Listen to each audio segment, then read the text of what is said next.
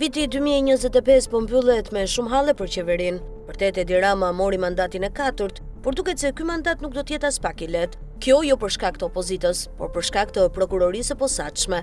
SPAK gjatë vitit 2025 ka dhënë 3 goditje fatale qeverisë. I pari ishte arrestimi i kryebashkiakut Erion Veliaj, më pas marrja e pandehur e zëvendës kryeministres Balluku dhe së fundmi akuzat ndaj Akshit. Rama do të dalë para gazetarëve sot në konferencën e fundvitit dhe me shumë mundësi do të dëgjojmë atë që kemi dëgjuar deri tani, ku do tentoj të luaj me dy porta. Nga njëra anë siluron drejtësinë dhe nga ana tjetër burret se ai mbështet reformën në drejtësi.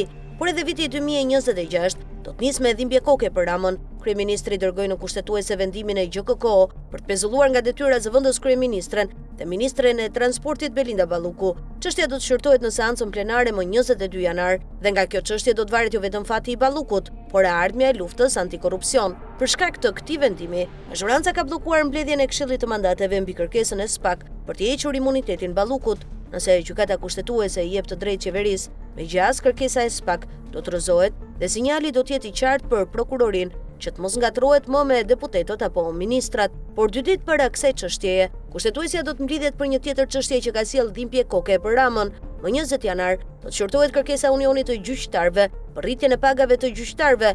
Rama i ka sulmuar disa herë ata për këtë çështje, madje edhe para pak ditësh. Po ashtu, i ka ushtruar presion edhe kushtetueses që të mos e pranojë kërkesën e tyre. Përplasja mes gjyqësorit, ekzekutivit dhe parlamentit për përllogaritin e pagave të magjistratëve nisi në vitin 2019, kur kontrolli i lartë i shtetit konstatoi se përllogaritja e pagave të gjyqtarëve bërë nga Këshilli i Lartë Gjyqësor ishte e gabuar dhe se gjyqtarëve po humbajnë një pjesë e pagës që u takonte në bazë të ndryshimeve ligjore të vitit 2016. Parlamenti ndërhyri në vitin 2021 në ligj dhe bëri ndryshime të tilla që normuan si të drejtë llogaritjen e bërë nga KLG-ja dhe anashkaluan propozimet e KLSH-s. Këto ndryshime u pa nga gjyqtarët si ulje page dhe shkelje e nenit 138 të kushtetutës, ku për të ruajtur pavarësinë e gjyqësorit nuk lejohen ndërhyrje të kësaj natyre.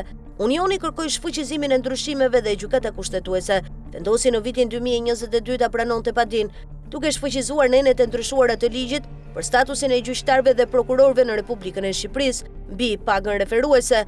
Kushtetuesja i kërkoi kuvendit të rishite ligjin dhe të qartësonte referencën për pagën e magjistratëve.